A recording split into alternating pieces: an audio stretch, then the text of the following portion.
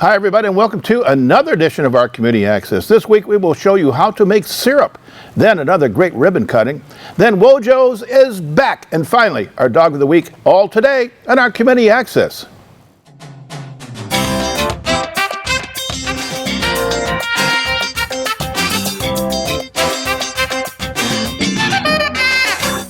Welcome back. Terry went to Leonard to visit with a syrup brewer. With the story is our reporter Terry Stiles. Terry? Hi, Bill. Usually when you talk about processing maple and maple syrup, you think of Vermont. Not so. We are in Leonard, and I am with Cliff Cameron, and we're going to process some maple syrup right in his own backyard, so don't go away. We enjoy being out here. Even if you weren't out here, I'd be out here all day. And we stay outside from sun up to sundown and play in the yard. And I figure, you know, we got 10 acres here, and I want to utilize what God gave us.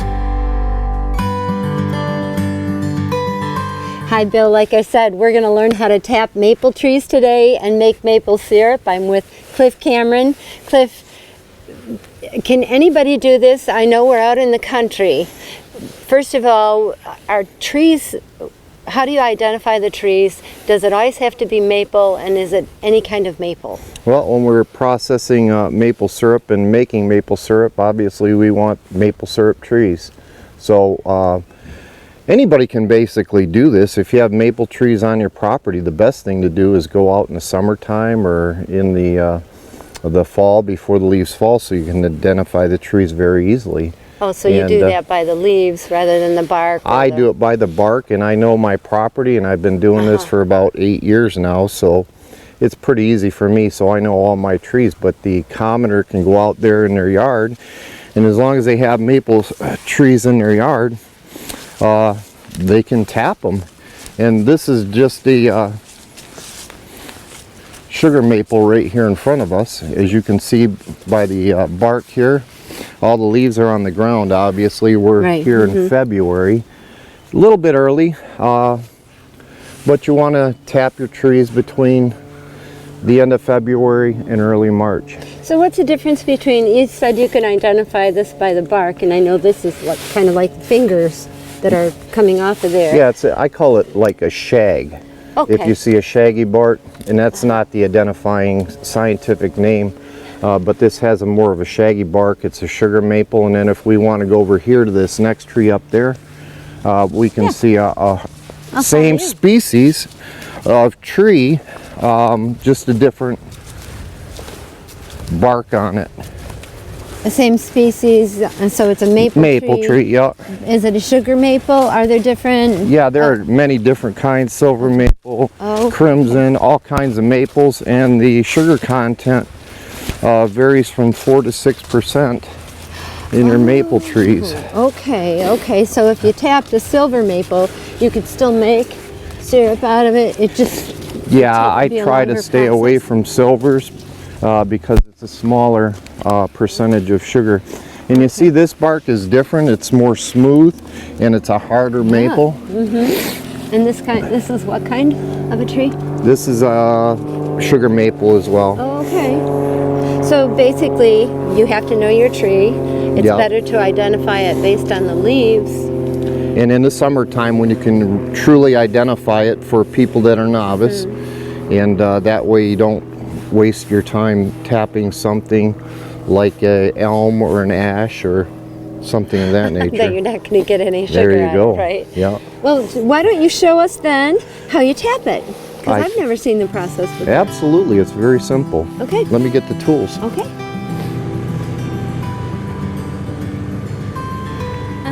Yeah. So while I see that you tapped several trees in your yard already. Does that do any damage to the tree? Absolutely not.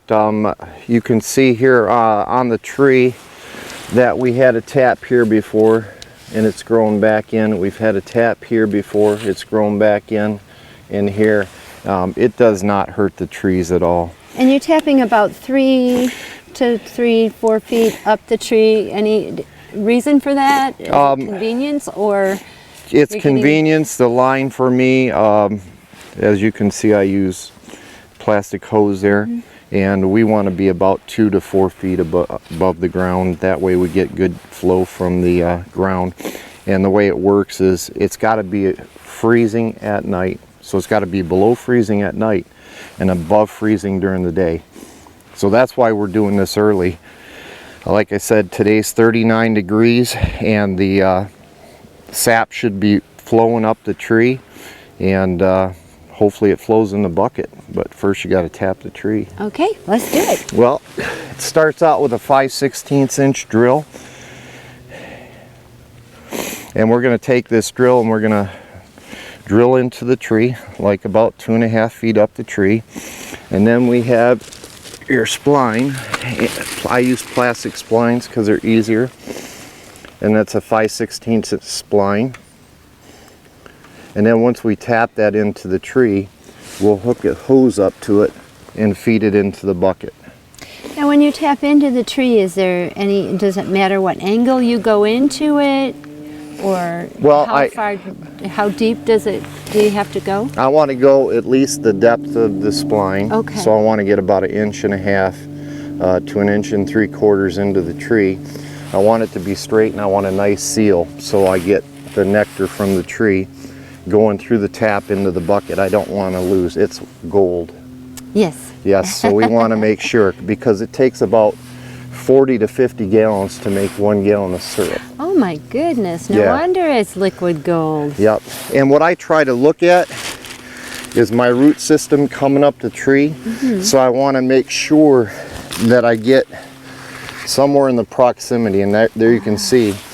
But I don't want to stress the tree out either, so I don't want to put too many taps. So what we're going to do is we're going to take our drill. I try to tap the south side of the tree because that gets the most sun. Oh, of course. And then the sap will flow a lot easier. That makes sense. And then I'm just going to go right in here.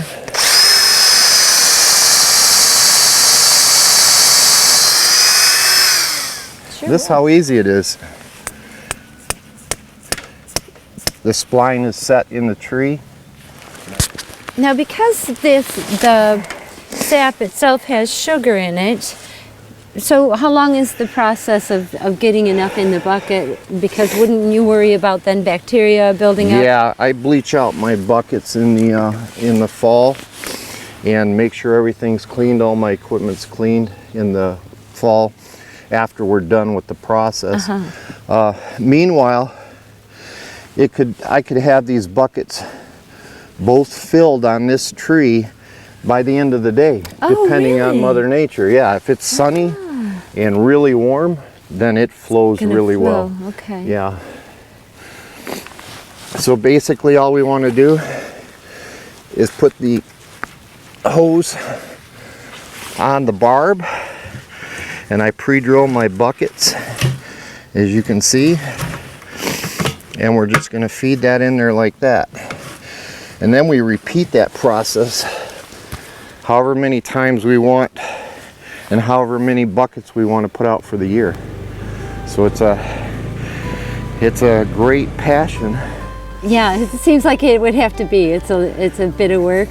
Yeah, it is. I do everything by hand, as you can see. I started 8 years ago, and the very first boil, I boiled enough for a pancake. I just tapped one tree to test it out. My neighbor got me hooked on it, and now I do 90 to 100 buckets. Oh my goodness. And you got to check them every night, and make sure you empty them every night. This is the easy part. The hard part is watching steam rise in the boil. Oh, right. And boil and boil and boil. So I do it outside on a wood burning stove, and I do have a boiling pan. But first you got to collect it. We collect it all every day. We put it in the 55-gallon drums. I keep those out of the sun so I don't get bacteria, it doesn't go sour, and I do a collection. Once I get 80 to 150 gallons, I'll start the boil. Now how long will that take with the amount of trees that you have right now? It could take 2 days, it could Depending on the take weather. 3 days. It depends on the weather. And it's a great process, and you just collect it every single day, like I said, and then once you get enough, you want to boil it down. And then after it boils down, you put a bricometer in the sap to make sure that you got the sugar content. And then we have a final boil, which is boiling it on a turkey fryer in a can, and then getting it to the exact consistency of syrup. And there's tools to measure that. And so you talked about a brickometer. What is that? A brickometer is a tool. It's a glass tool with lead in the bottom. It's fully sealed, and it's graduated to show you sugar content of maple syrup or candy. When we caramelize sugar or sap, we caramelize it to a consistency of syrup. Syrup is a measurement, okay? Really? And a viscosity of sugar flow. Well, thank you for having us out here today. Step 1 of the process, Bill. We're not done, and we will be back. Cool beans. Thank you. Thank you.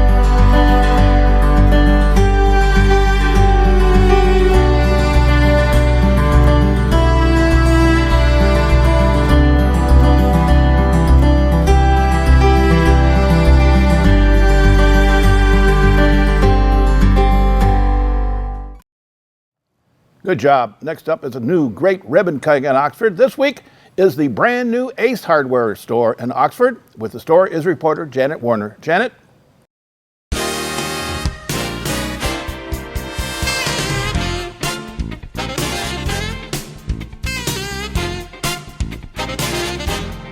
Hey, we're at Stone's Ace Hardware in Oxford, Michigan, and I'm with Andy, the store manager. Andy, tell us, paint the picture. What's going on today? Well, we have a lot of customers here. Oxford's been awesome coming in here to visit us and say hello. We've had reps in here from Weber, Scott's, Valspar, Benjamin Moore, Carhartt. Just an action-packed day. We've had some treats here for all our guests. Donuts and popcorn all day long. It's just been awesome. And it seems like everyone has gone in line to get stuff for their yard.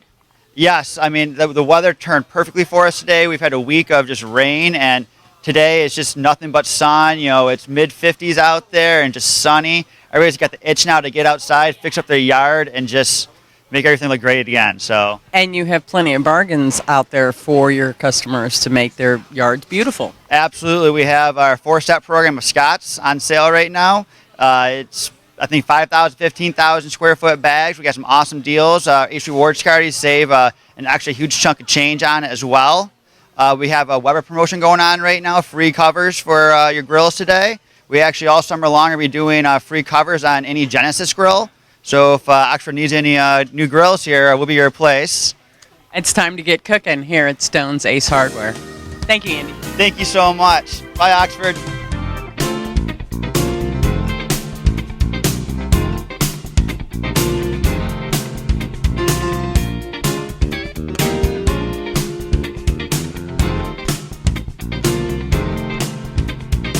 What's your name, sir? Ray. Ray, what brings you into the store today? Need some bags and some filters, and it's a grand opening, so I thought I'd check it out. Good bargains bring in. Yep, that's what I'm looking for. Okay. Thanks. Thank you. Hi, we're here with Joe at Stone's Ace Hardware, and Joe is helping out customers. You're with Scott's. What are your customers asking about today? Well, this end cap right here is probably the number one thing that we're getting questions about.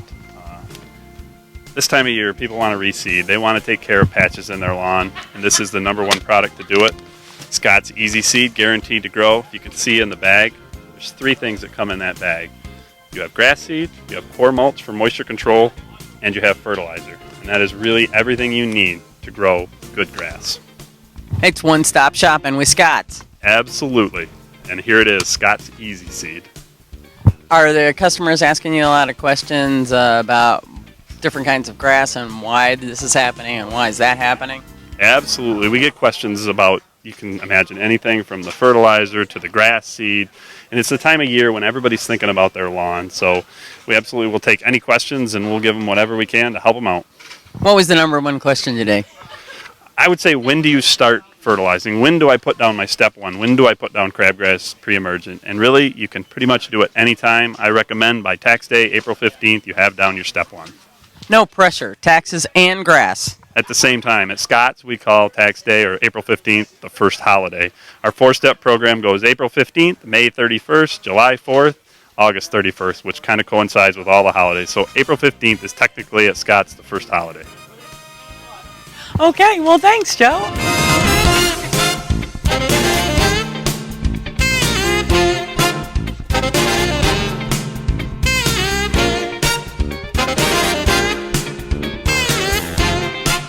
It's that time of year.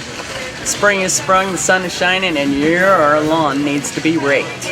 We're here at Ace Hardware, and I'm with Donna Squires. Hey Donna, what brings you out to the Ace Hardware today? Actually, rakes for raking. I got my rake and my gloves, and I'm ready to go. That's great. Have you been finding more good bargains here? Oh yeah. Our neighbor was here this morning and said there was a grand opening, and I said, well, that's where I'm going to get rakes at. Oh, So awesome. That's what brought me here. And what big plans do you have when you get home? Raking. Just raking. Okay, well, we won't We'll be rake back you. and check out the paint though. So thank you. All right. Have a good day. Thank you. We're talking to Mike at Ace Hardware about what's exciting at Weber Grills. Yeah, I'm glad you mentioned that because we have the full line of the new Genesis 2 line. So we're excited about that. So they have a 2-burner, a 3-burner, this one pictured here, which is all the new features and benefits for this year exclusive. The 3-burner's got a burner for each one. It has flavorizer bars that go around the bottom so that we have consistent heat on all square inches of your thing. We got a great, let me grab that now. We got a great hood profile so that way you can do all your indirect cooking, your beer can chickens, pork loins, things like that. Today, Saturday, we're doing a free cover with the Genesis. All season long, we're going to be offering a free cover with the Genesis grill. So we carry a full line of accessories for all your Weber products. Hard to find covers for your existing Webers. We also carry lots of vegetable baskets, things for your fish, all your grease tray, all the different brushes. We can order you, if we don't stock already, your model burners or flavorizer bars, we can order them for you. That's the beautiful thing about Weber, is even if you have a grill that's 20 years old, they're still making parts for your grill. When we buy an inexpensive grill, the parts aren't even available the next year if they're available that year.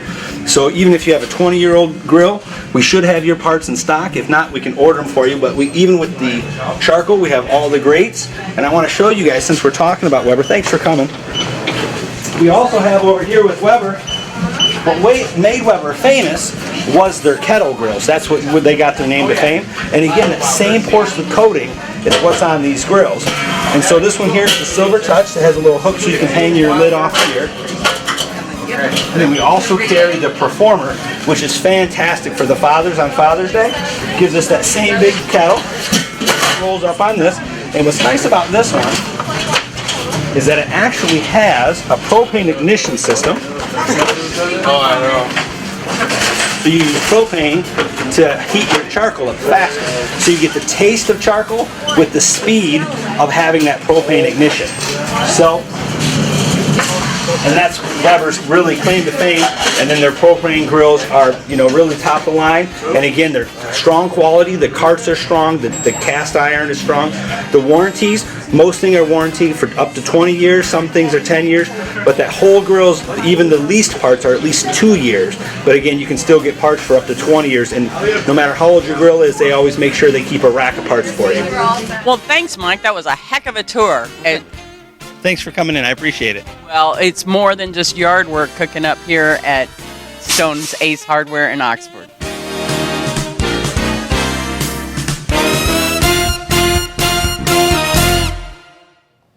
Great new hardware in Oxford. Next up is our friend George White, because Wojo's is back. Welcome back to Wojo's Greenhouse and Garden Center here in Ortonville. I'm George, and we're ready to start the 2017 season. We opened up a couple days ago. Right now it's a little bit of cloudy and overcast, but as you can see here by the beautiful display of colorful evergreens, we have something here for every landscape. I sometimes use the phrase color your world at Wojo's, and within these ornamental shrubs we do have a wonderful selection of color to pick from. We're in the process of unloading right now. We had 6 trucks come in last week. We'll have 2 or 3 more coming in this week. Nice supply of fresh boxwoods coming in. The rhododendron and azaleas will come in on the west, from the west side of the state, over at the Rose Bay Nursery in Saugatuck. The tree lot is pretty well full. We have had several semis come in, and we're really stocked with a nice selection. On our signboard this morning, I put the early bird gets the worm. If you're anxious to get started picking out those nice fresh plants for your yard, now is the time to do it. I'm going to ask Russell to move over to another area, and we'll take a look at some of the potted spruce trees.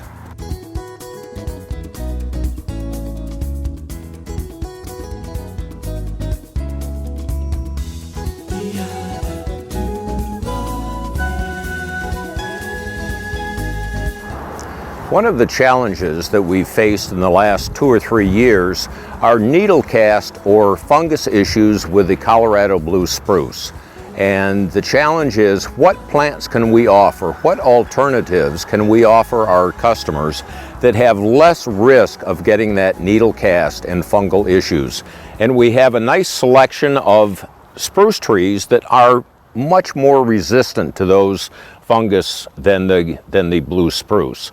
The Norway spruce in this area, the Black Hills spruce, a white spruce variety, and then behind Russell, we won't show you now, we have the Serbian spruce. So we have several different varieties to pick from that allow the homeowner a very, very good chance of having a nice, tall growing evergreen tree that will be healthy in the future and is not subject to that needle cast or fungal issues. So we're pleased with our selection here, and if you're looking for evergreen trees, we've got a nice selection.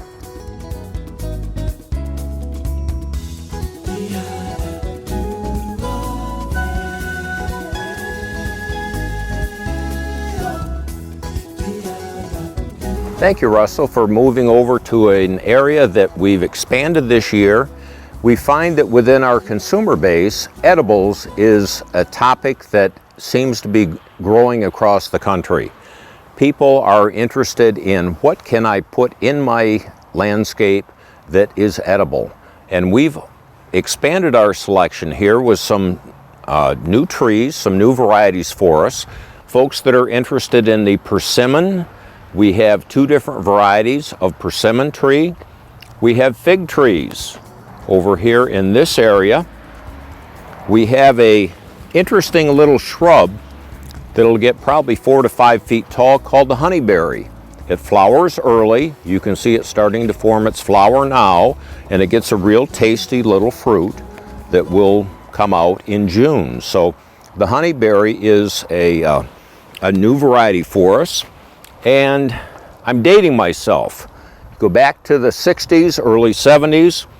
There was a baseball player for the Tigers, Charlie Maxwell. His nickname was Pawpaw because it came from Pawpaw, Michigan.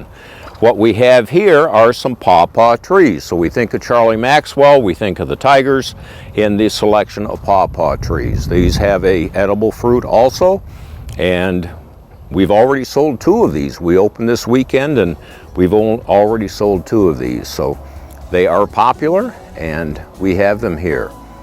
We're going to move down next, and we're going to pan through the rest of our fruit trees, and I'll just talk in general about the varieties that we carry.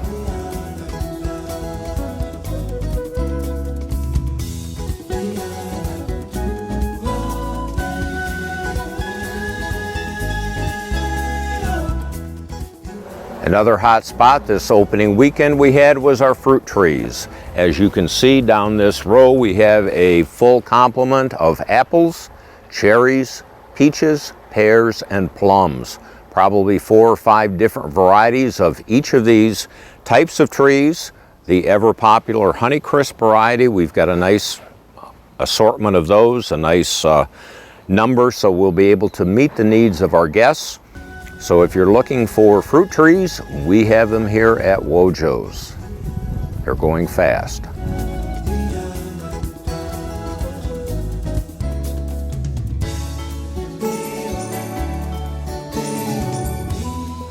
One of the quite frequently asked questions I had on Facebook the past couple of weeks is, does Wojo's have pansies?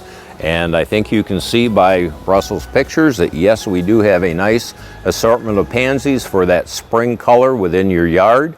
Out in tree and shrub, we also have forsythia and pussy willow that you can add for that spring color too. The annual area will be filling up as plants become available over the next few weeks. I do want to mention that by the time this show airs will be just prior to Easter. And the Saturday before Easter Sunday, we have our annual Easter egg hunt here at 10 o'clock.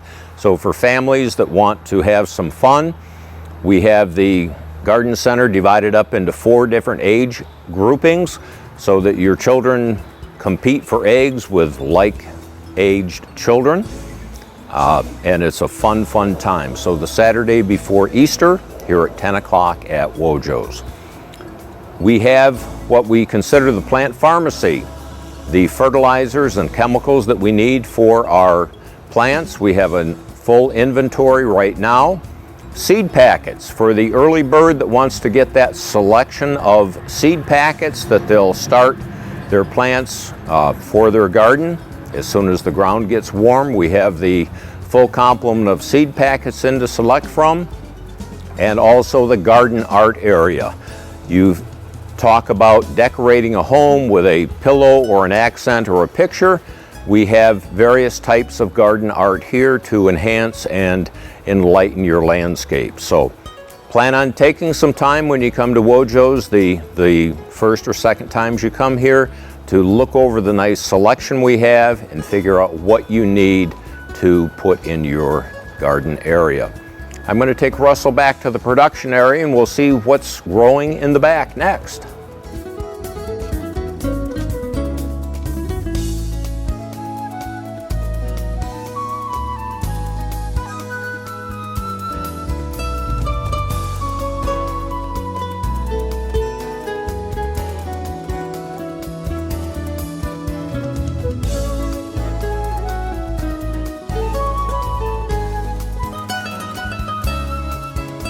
Thank you for Russell for moving into our greenhouse area.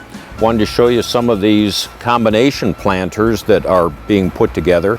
And notice here the tags that are included with the plants. These are the newest proven winner varieties that we've included in these planter combinations, so that as you're buying these, you're getting an exceptional selection of the newer varieties of proven winner plants that are included into these custom plantings.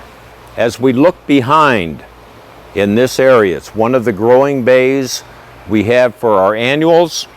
The small pots that are growing that'll be ready come May 1st when weather warms up. You notice the basket lines are filling up as far as you can see. White hanging baskets that are growing for our guests. One thing that we do here at Wojo's is that we stagger our crops. The plants that you see here May 1st aren't the same plants you'll see June 1st or July 1st. We alternate the plants. We start a grouping, then we wait 2 weeks, start another, and then start another. So you're getting fresh plants throughout the growing season. So we're very proud of what we do here at Wojo's. We encourage you to come and pay us a visit. And until next time, have it warm up a bit, and we're ready to serve you. Thank you. Good to see you, George. Next up is our Dog of the Week from the Canine Rescue League. Hi, I'm Natasha with Canine Stray, and this is Jasper Jack. He's a sweet little terrier mix that we have here at the shelter. He loves to play, take and carry his toys all over the yard. He can be a little standoffish at first, maybe a one-person dog, but he is super sweet and just looking for a home. We also have other dogs here that we take up to harvest time every first and third Saturday on the month.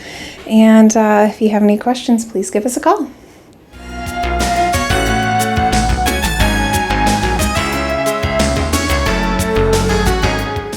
Just another great dog from the Canine Rescue League. Check them out at 2120 Metamora Road, just a mile north of Myers. Okay, so for our reporters Janet Warner and editor and reporter Tara Stiles and photographer Dan Zweiss, I'm Bill Service, and you have a great week.